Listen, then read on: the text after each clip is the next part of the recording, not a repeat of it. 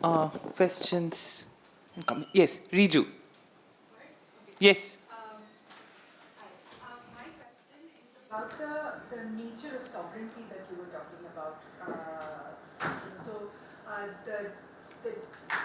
You mentioned something about the shift in the divisibility of sovereignty from the early period during the emergence of the Mathas and the later, in the post-colonial period. So I'm wondering about the early period where the sanads were signed and these claims were being sort of given and honors were being given. And if, I'm actually comparing it with sort of my study of the Northeast where similar sanads were signed with the chieftains of different polities, and there was I just found some parallels there, which is why it's striking to me. I'm just wondering about how you would describe the sovereignty and again the relationship, say, between the Maharaja, the leaders of, or the heads of the Mathas and the colonial state. Yeah. If I can just go back to this Parkal Matha picture here. Clearly here you can see that the Maharaja is standing, Parkal Swami is sitting, and this is indicating a certain kind of hierarchy vis-a-vis religious power. Okay, so, but it is, in my view, this is not indicative of shared sovereignty so much as someone who is, in the case of Mysore, he is a very beleaguered king because he actually possesses no real power. Real power is already moved to the hands of the British.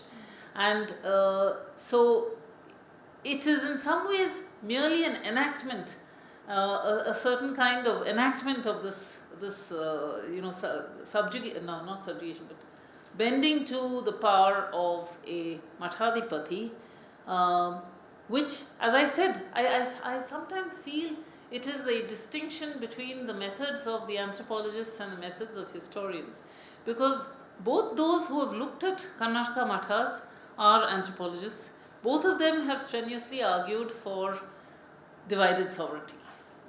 I am, however, looking at these records and thinking to myself that they indicate to me very strongly, and I hope I've been able to persuade you of that, there is a break, that there are so many kinds of new institutional spaces that are establishing what these people are entitled to, more in the nature of certain kinds of rights as groups and as individuals within an emerging sort of matrix of rights discourse. So I don't see it as divided sovereignty. I see it as something that the state is actually bestowing on its constituent groups and individuals. I am in fact saying the opposite, as I said towards my conclusion, which is that it is really in the post-independence period that we are seeing far more opaqueness on the part of the Matha, far more and greater independent authority, to the extent of sharing, as I say, authority. And you see this most clearly in the case I have discussed in the article on the law, which is actually running a court, which is a kind of running on moral authority, not on legal authority, but nevertheless is an interesting kind of dispute resolution mechanism. So they are involved in all kinds of new forms of engagement with community life that they perhaps did not have earlier. And they are remaining somewhat opaque to the state. As I said, they only come under this tax law. Otherwise, you ask the Muzrai department how many mathas are there, and you cannot say with any degree of clarity what there are. This is not true of the colonial period, where they were really under the scrutiny of the bureaucracy, and where every single action of theirs, as I've tried to indicate in this article, was available for public scrutiny. So yeah, I'm not sure that, although as I said, it's a methodological thing, I have a feeling that it is anthropologists who see much more continuity, where the historian would see very definite breaks. But there are examples from elsewhere. Yes. Yeah, this is one is she's already asked the question. Aya Kigame and Aditya Sood. Aditya Sood, He has not published, it's an unpublished dissertation, but he has looked at Karnataka Matha. Yes, please.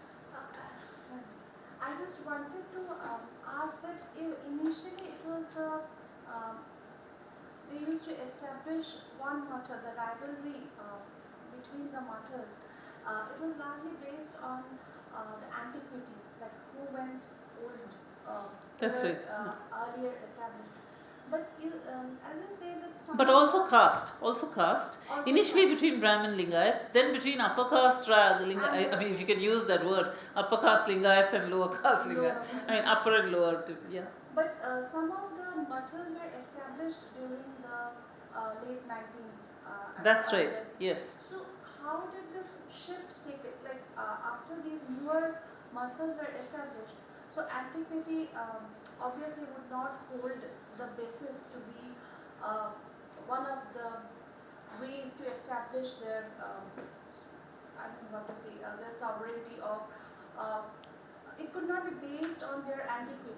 Now that newer matters were evolving, so how did this shift take place in the perception of the public? Like, how could people now?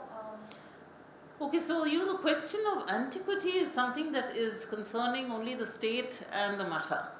It's not necessarily, I mean, the public is willing to suspend its judgment and declare antiquity for anything, as you know. It's not even, we are not free of that either, even in the present day, I mean. So that claim to antiquity is not necessarily something that concerns us insofar as public perception is concerned. What concerns us is that the Matha is recognizing, especially in the late 19th and early 20th century, that the courts, the bureaucracy, can be as generative of the rights as the royal Nirup or the Sanad had been in the early part of the 19th century. That recognition and the adeptness with which they play that, appealing rather to the bureaucracy and to the court than to by now a fairly, relatively powerless kind of Maharaja, because Maharaja is only following the dictates of the bureaucracy by the end of the 19th century. They are far more important. I mean, this is a case I've been making for myself with some doggedness in everything I have written, that there is something unusual happening in terms of bureaucracy, which is clearly anticipating a form of power that comes into full, is full blown perhaps in the post-independence period, but it's true in terms of their vigorousness with which they're intervening in the economy and so on. And this sphere of religious life is no exception. So I'm basically saying that the bureaucracy is playing a very, very large part in determining the power of the Matha in this period, rather than the Maharaja himself. Because the Maharaja is not that, at this moment at least, enjoying the kind of power which has already been displaced, and it's already been displaced in this form. Omlan. Sorry. Yes, you're next. Yes. Okay. Firstly, thank you for such a fascinating talk. So I was thinking about there seems to be a very clear divide between the Mathas and Karnataka and the North Indian Mathas in terms of how much they are accountable to people, to the general people. And I was thinking, so is the way the bureaucracy, played a role in deciding the honors, has that something to do with how different these two turn out to be in terms of? I'm suggesting that the preoccupations were quite different, as I said, the quick, maybe over a period of 5 decades. So by the end of the period that I have discussed, there is an almost complete disappearance of this debate and contest over honors. It's all shifted almost to this big preoccupation of the Matha, namely to provide education, to provide health services, and so on and so forth.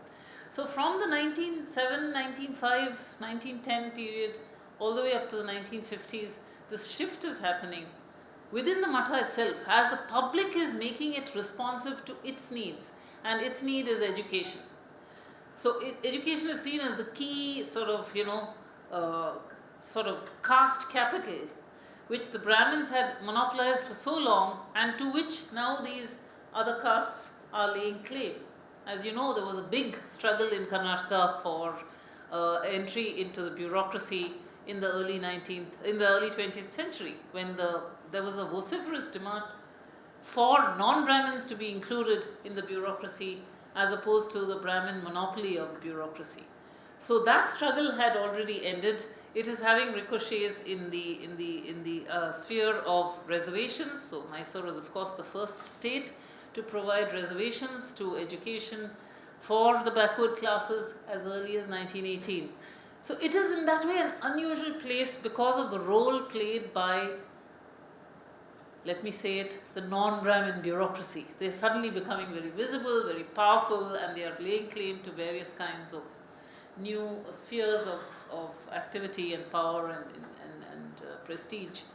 Not just power and prestige of the honors kind, but of the more material kind. Like I said, seats in educational institutions, access to jobs, and so on and so forth. So, and it is not accidental, let me also add this here, that the Maharaja himself is from what is today actually classified as a backward class, but at that time was classified by the colonial state as a Shudra class. And only in 1927 was that term actually removed from the colonial record in order not to embarrass the Maharaja of Mysore. They tried desperately in the late 19th century to contract marriage alliances with the upper caste Rajputs, and that failed. So they did not manage in this marriage alliance redefining themselves higher through marriage. That didn't happen. It didn't successfully happen. So you see quite often actually this new sensitivity of the Maharaja himself to the demands of the non-Brahmin castes.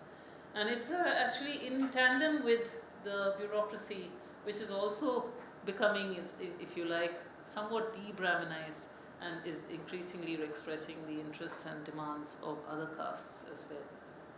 I can only say this very briefly, it's part of a much longer discussion. Madhumita. And thank you, it was such a fascinating talk. Since I did not know absolutely anything about these work in South India, in my mind I was making connections to one part of the world I know a bit about, Tibet, and the traditional Choyon or a patron-priest relationship that Tibet as a religious political entity has had with successive Chinese/Han kingdoms. So I'll probably write you an email on that. But right now my question is, when you say that in the post-colonial times, when you observe that if sovereignty would mean the capacity to get things done or to have your own state, the sovereignty of the Maharashtra has increased. I would like to know whether in your research you found out how exactly is the state allowing that and what is in it for the state. Yeah, so actually this relationship is probably truer today in terms of actually politicians being indebted to the Mathadipati as as it is portrayed in this image. There is it's something I haven't found a satisfactory answer to. As I said, there is a long history of the formation of caste associations in Karnataka from at least the 1950s and the 60s. And they are robust, they are successful, they are achieving much on behalf of these caste entities than ever before. Nevertheless, from the 1990s and from the early 2000s, one is seeing a yearning for this particular institutional form, the Matha. And it is a bit of a mystery to me why every caste is today demanding a Matha of its own. What is it that is attractive about this institutional form? When so much has been achieved, as I say, through the caste associations. The caste association already has achieved for the caste public. Is there a a lot. land aspect to it? I'm sorry? Is there a what? Is there a land aspect to it? No, it's not only land. It's somehow, it's a form of caste capital that needs to be explained, and I don't think I have at this moment an adequate explanation for why it's taking this form. There is a very progressive Mathadipati in Chitradurga who encouraged this, and he has some sort of slight socialist background. He went to university in Mysore and so on, but so he actually gave a little bit of land to very, very poor indigent castes to set up their own mathas. I'm not saying that he started this movement, but he certainly recognized that there was this need. And he was of course criticized by the Lingayats for doing so, because he is actually encouraging lower castes to the Lingayats to establish their own mathas. But there is just this proliferation of mathas now. Everybody wants this figure who will represent them in this form. And I think in part it has to do with this possibility that has been opened up for sharing power with the state. It is not just that you're subservient to the state, but you're actually sharing power. And when I said that, this shared sovereignty is probably true of the post-independence period, I am thinking of very powerful figures like the Sirigire Matha, who, as I said, intervenes actively in matters to do with irrigation, in matters to do with, communal disputes, in matters to do with environmental damage due to mining. This is the region which has a large amount of that mining, and the Mathadipatis are actively engaged in environmental protection, community protection, and so on and so forth. So they are engaged in practically every aspect of community life in the rural and in the peri-urban and those sorts of smaller towns and so on and so forth, in a way that is actually quite astonishing. To me it seems like quite exceptional, but I may be wrong. I mean, maybe, this network of mathas doesn't exist even in other southern states. You do not have it in Kerala, for instance. You have caste associations, but you don't have mathas.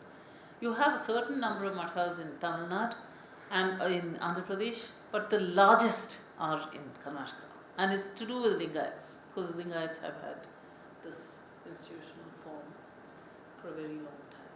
So, Anish. Thank you, that was absolutely fascinating. I have a few questions actually.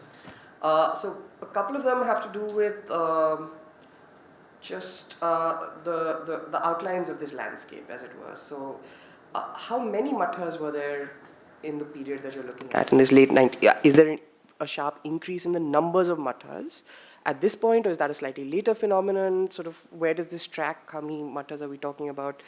I also had a curiosity about whether their spheres of influence are coinciding with Mysore state. What about the parts of Hyderabad, Karnataka, or modern day Hyderabad, Karnataka, or parts that sort of the British were administratively in charge of? And I suppose that goes partly also to this question of the tight fit that you're making with the bureaucracy and the mathas and how they play out. So I was curious about whether the geography also sort of fits very nicely with this. I had a couple of other questions, which is another sort of larger framing question. You framed the talk in terms of the contrast with North Indian sort of monastical institutions. We actually had Malvika Kasturi come earlier on this semester, so it's been a nice coming round. And actually, she was also painting the Nath Yogis even as a somewhat dissenting sect, and it's only one thread within it that really is embracing Hindutva and this particular version of Hindutva in this massive way, whereas other parts of it are more heterodox and more sort of open in various ways. So A, is that overplayed? But B, does adding in the other South Indian states really make it, or is it also necessary, in as much as, to put it perhaps overly crudely, and please tell me if I'm being overly crudely, which is that Karnataka is the first place where the BJP is able to get a serious stronghold, unlike what it's struggling to do in most of the other southern states. So in a certain sense, is the Mutt not just responsible for keeping at bay certain kinds of infirmities of North India, but also different from other parts of South India, also allowing, say, certain kinds of Hindutva in? So is it a kind of intermediary resolution that sort of allows for that explains some of these different trajectories. Again, so many different things happening and so on and so forth. So should we end on that wholesome note, or should there be a more sort of cautious conclusion to this question of the Matha? Finally, a curiosity, which is, am I correct in thinking that the Mathas are fundamentally funding themselves via philanthropy as well? That most of their funds are coming through philanthropic grants of various sorts. It's a two-sided question. Why should the public seek education and things like this, public goods, via the Mathas, as opposed to via the bureaucracy? And why should the bureaucracy choose to hand it out through the Mathas and not go directly to the public or generate a public of its own? Why this peculiar kind of, why seek these things through these means? So let me answer your last question. For the demand for education, both among the Vokligas and the Lingayats, is happening around 1905, 1907. That's the period when the caste associations are coming into being. And the state does not have either the funds or the ability to set up these institutions on the scale that the Mathas can. Again, I should qualify this, because I should say the Vokligas do not have. They have this one Matha, by the way. They do not have network, unlike the Lingayats.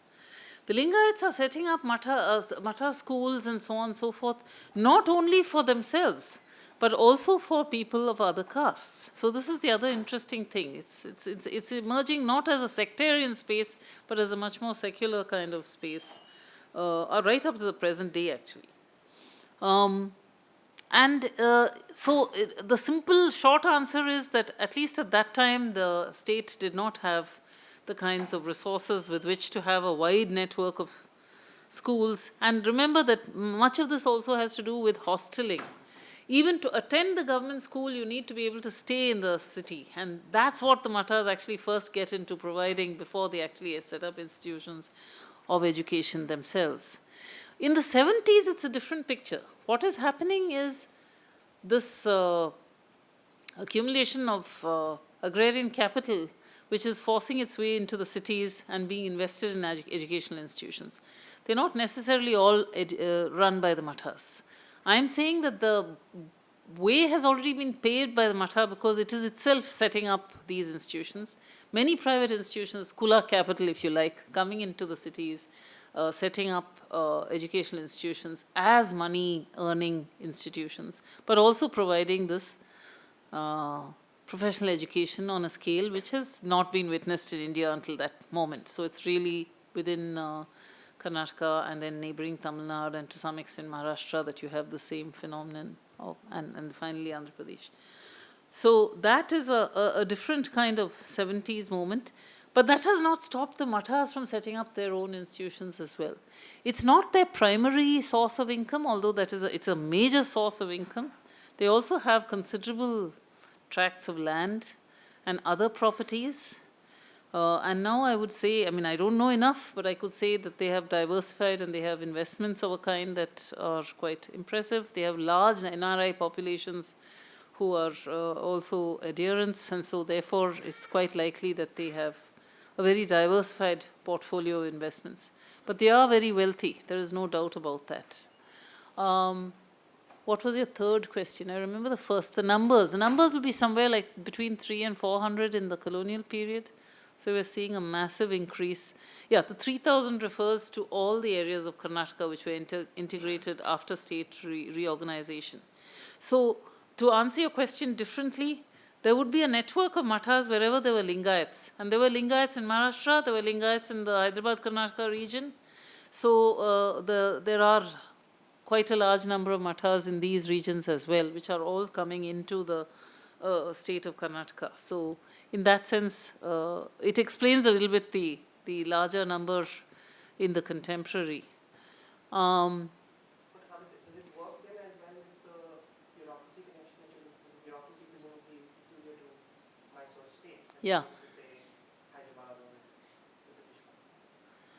I think that the old Mysore Mathas have a very specific kind of lineage, which is also becoming an inheritance for other mathas elsewhere. What was your, I know your Hindutva question, I'm going to come to that last. What was your second one? I forgot that. So it was areas and numbers of mathas. The other question was about funding and Hindutva. like Hindutva questions. So the Hindutva question is an interesting connection you're making. And I would actually say that given the scale and importance of these mathas, it's amazing that it hasn't gone the Hindutva way much earlier. And just to break up this spread of Hindutva in Karnataka, I should tell you that its spread has actually been most visible on the West Coast. And the West Coast was the target of very specific campaigns by the RSS. And the West Coast is also the place that has a much higher and more visible Brahminical presence. So when I mentioned Pejawar Math Swamiji and his role in the establishment of VHP, he has played a very big role even today in the spread of Hindutva and the RSS.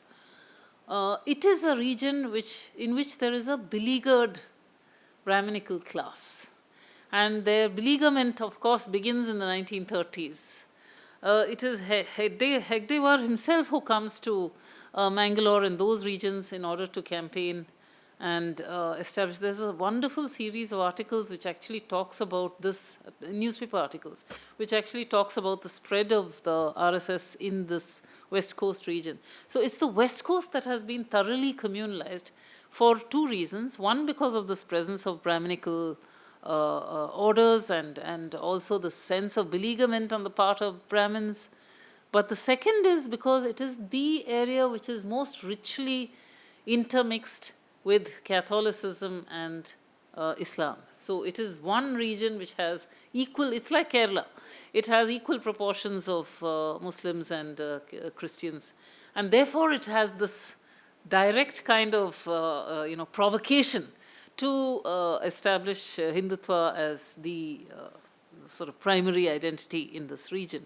And it is happening in a number of ways. So there is this other movement which is happening, which you should also be aware of, which is all kinds of little traditions, and this is probably true of many parts of India, all sorts of little traditions being taken over by these more Brahminical kinds of institutions, Yakshagana, for instance, or various other kinds of art and folk forms, which are very, very popular, and therefore, winning over caste communities who might otherwise not have had an interest in this kind of agenda earlier. So there is a very interesting set of shifts that is happening in this region, particularly in the West Coast. I would say actually the mathas have prevented this direct kind of, because their own power is at stake.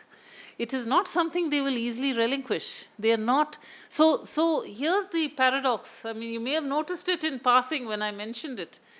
The Lingayat mathas, Lingayat religion, today being claiming the place of religion, but actually a non-conformist sect within Hinduism, broke away out of its opposition to Brahminical orders, and therefore it had a certain kind of dissonance with the scriptures and so on. It was a vernacular religion, and yet there is a lot of store put by your knowledge of Sanskrit. The person who is the Mathadipati in Sirigiri is the one who has developed an interface for computers with Sanskrit. He's a Sanskrit Pandit. And they pride themselves on this. They pride themselves on teaching the Vedas in their schools. 5,000 people learning the Vedas. I've seen this in this Suttur and in Chunchingiri and so on and so forth. So there is this real eagerness to master the Vedas and to be part of this world of Brahminical Hinduism, at the same time as they are claiming a certain kind of vernacular heritage.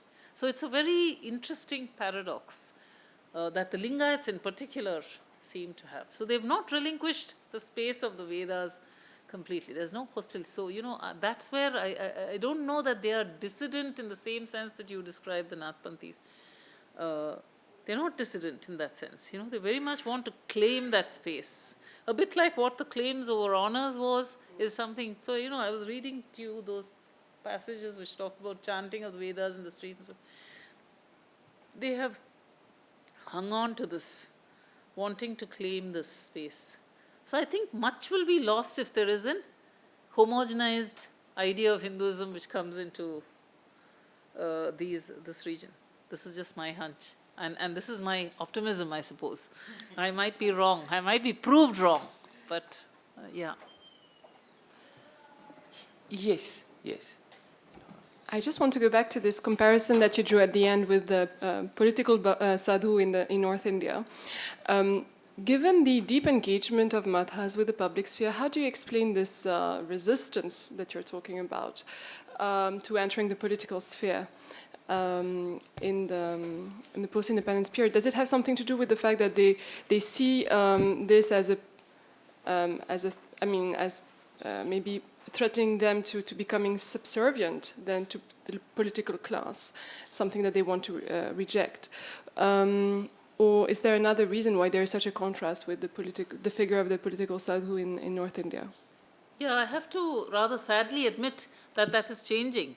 And in the very recent elections, there were some noises made about directly standing for elections. It's the first time I've heard this demand being made. But I think it is not that you're putting yourself at some level of subservience to a political order. It is that they were able to control the political order without being directly in representational politics. If you read the biographies of many Lingayat politicians, you will see the very large role that is played by mathas in directing people to vote one way or another.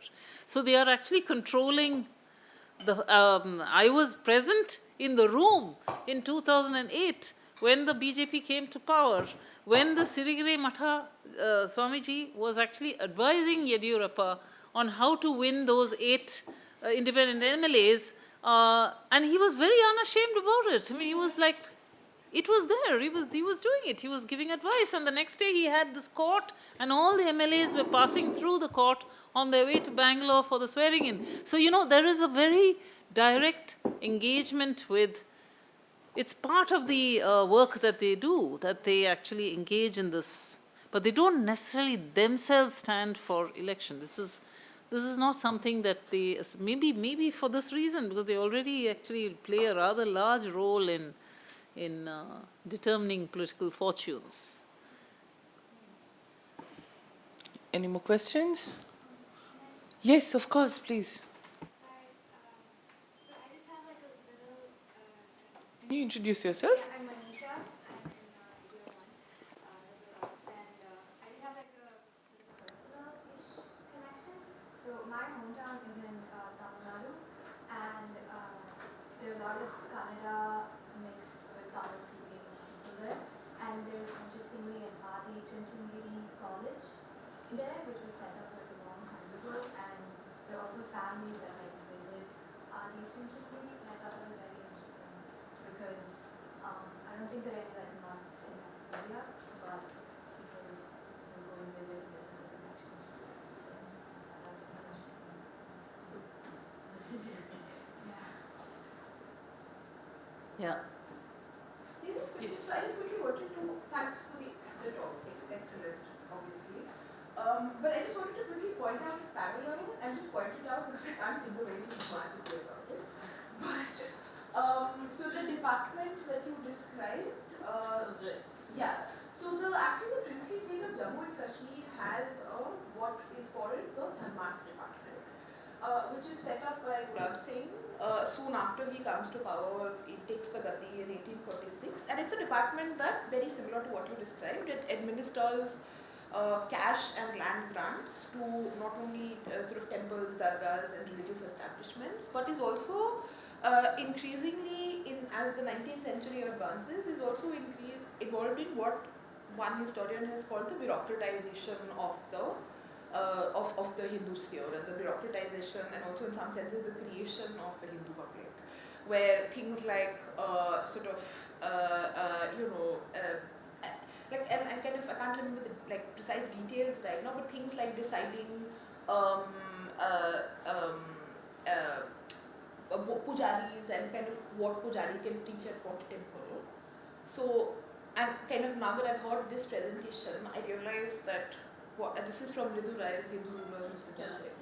I realized that her discussion of the Dharma department is actually quite limited, and it's quite because she's making an argument about characterizing the Dogra state as Hindu state and as a state that's kind of ideologically committed to a Hindu model of kinship, but she doesn't quite pay attention to the sort of the interventions in any great detail. And sort of I come away from this presentation with a heap of questions now that I would ask of the Dharma department and what sort of the ways in which it shapes worship.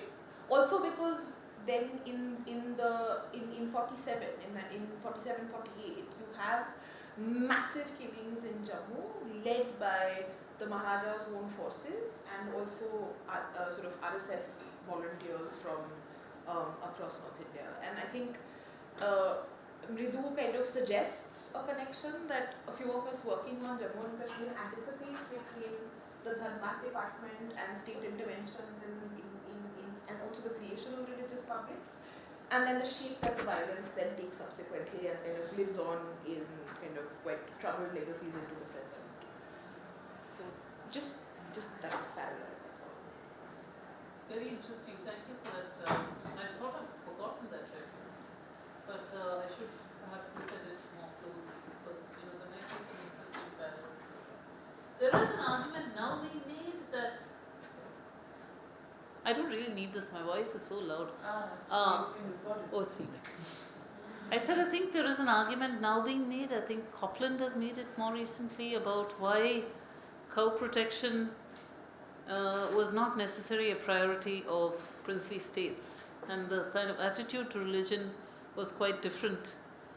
We did not see the same kind of anxieties about, especially the large princely states, when you talk of Hyderabad, Mysore, Baroda, Travancore and so on. So there is something else going on in terms of the embrace of different religions. Certainly Krishnaraj Wadiyar IV had a very strong interest in being someone who encompassed even Islam.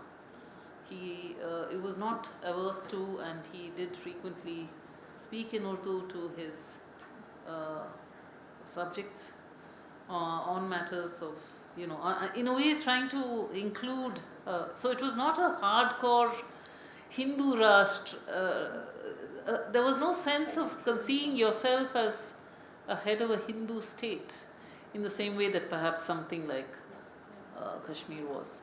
In fact, there was, even if the word Ramrajya was used by Gandhi when he visited Mysore, I think it's a very different inclusive idea of Ramrajya that Krishnaraj Wadiyar at least had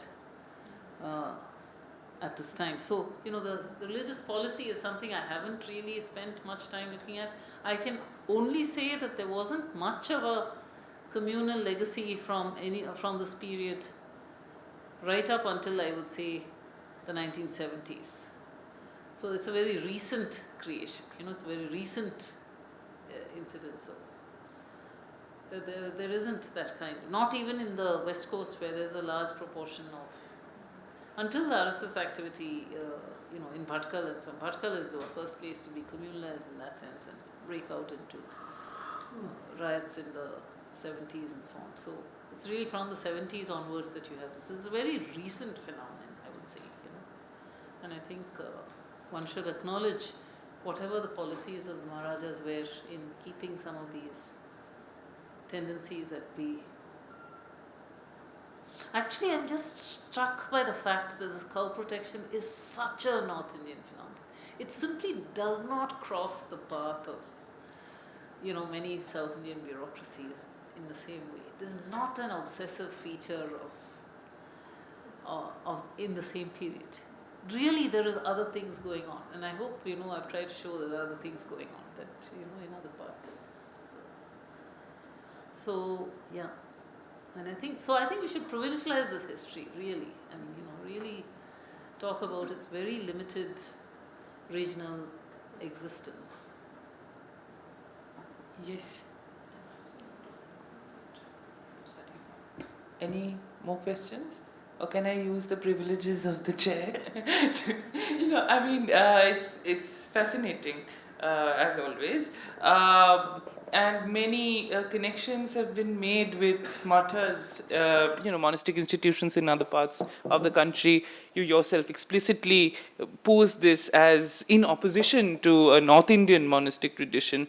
References have been made to the Northeast, to Tibet, right, to Kashmir. I also find striking parallels with Bengal. Ramakrishna Mission.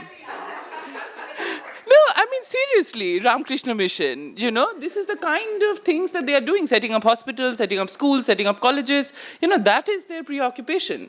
But caste is perhaps a question which becomes much more contentious. But actually, this kind of active engagement with the public, yet not participation in politics directly, is the hallmark of these institutions. Ramakrishna Mission, Aurobindo Mission, Bharat Shivashram Sangh, right? All of these monastic institutions, I mean, they are very close to political power, but will never stand for elections. And there is a way in which they engage with the public sphere, which seems to be very similar to me. Exactly the same kinds of things, a range of schools, a bunch of colleges, hospitals, hostels, and various kinds of things. So, I mean, I was just, I was just interested in this, flagging this. What the questions that that were triggered was, I was wondering, you're talking about this the emergence of a new public, right? And a public which is basically also, complaining to the state, to the bureaucracy about misdemeanors of the mathas and the leaders. But what is the role of the ordinary devotee in the matha? Do they have a role in electing who becomes the Mathadipati? Is there any kind of internal democratic structure that is coming in? What makes this public so concerned about, assert its right to intervene, asking the state to intervene? Can it intervene? Is there... and how are these rather lunatic Mathadipatis getting elected to begin? I mean, how do they become the head of the mathas? What is the internal structure of the mathas, if you could reflect a bit on that? The other is that is the question around the state and the bureaucracy, and you have kind of answered this question, but slightly more, what is the kind of change that is taking place in the caste composition of the bureaucracy, and can it really be mapped onto, say, the emergence of the dominance of one caste within the bureaucracy having a direct connection with the proliferation of mathas and or privileges and honors of those caste groups? Is there a correlation that can be made quite firmly, or is there data available for it? Let me just answer the... Okay, see you, bye. Yeah, okay, see you later. Class at this hour? Anyway. Okay, bye. The second question first. There are two processes by which the Mathadipatis were chosen. One is by selection, and the other is also by election. So within the Matha, there are some which are actually electing their leaders, but by and large, it is a process of selection, which is then approved, of course, in the colonial period, especially by the state. So yes, they do have some role in, and this is the moment when that role is being defined. That role of the public in deciding the head of the Matha is actually being decided. It is continuing up to the present day, because now the state government has taken over two Mathas, where one is this Ramachandrapura Matha, which is a Brahmin Matha, which has been accused of deep corruption and has therefore been taken over by the state today. And I think the process of selecting somebody new. So the selection of the Mathadipati was again one of the major preoccupations of the bureaucrats at this time. Sorry, that was actually your first question. The second one had to do with caste composition of bureaucracy. There is a significant shift from the 1910s onwards, and especially after the 1918, what is called the communal geo, which is communal, has nothing to do with how you understand communal in these parts. It has to do with caste privilege. It has to do with reservations. After the communal geo of 1918, when you have the admission of people from non-Brahmin castes into the bureaucracy and into jobs actually and into educational institutions. By the 1940s, it is seen that not such a significant shift has been enabled, but nevertheless there is some shift. The real shift happens only in the post-independence period, I would say. But definitely they are more vocal, they are more visible, and I can't make a direct one-on-one link, but certainly some mathas, like the one I gave the example of Adichanchandgiri, seem to reveal quite a close link between politician, bureaucrat, and the matha public itself. As for how these crackpots get elected and so on, it's really actually Adityanath is a bit of an exception. So the Nathpanthi having a rather dubious past is something that is rectified, set right by the involvement of the Vokliga public from the 1920s onwards. So it's actually the public that sort of demands this rectitude on the part of the Mathadipati. There are even places where murders happen and so on and so forth, in Sirigiri for instance. But by and large, these are not things that are tolerated after the 1920s, I would say. It becomes much more systematized and much more, routinized, as I said, this mock care. If it is selected, who is it selected by? By people who are authorized within the matha, and usually they are male notables within the matha themselves. Yeah. Any further questions? Okay. I think So that's thank been you. a long session. Thank you so much.